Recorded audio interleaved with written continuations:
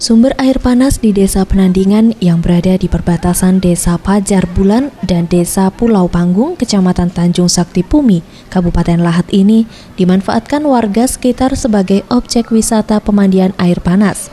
Dengan cara, sumber air panas yang mengalir ini sudah dibeton warga. Dan di sini, pengunjung dapat mandi sepuasnya tanpa dikenakan biaya.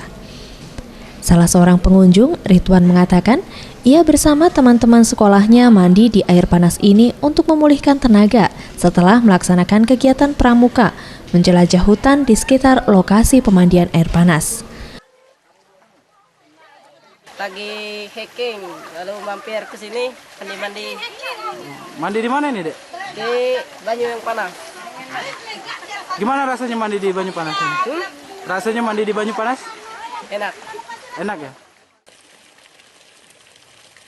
Air panas yang mengalir konon mencapai suhu 100 derajat Celcius, sehingga selain untuk mandi air panas, tak jarang warga merebus telur ayam di air panas ini. Dan warga juga memanfaatkan air panas ini untuk membersihkan hewan yang dipotong untuk acara persedekahan. Pengunjung dapat dengan mudah mencapai tempat pemandian air panas ini, hanya menempuh waktu selama 5 menit dari ibu kota kecamatan. Biasanya pemandian air panas ini ramai dikunjungi saat hari libur. Selain menyegarkan, air panas ini juga dipercaya dapat menyembuhkan berbagai penyakit kulit. Zulfikri, Sriwijaya TV.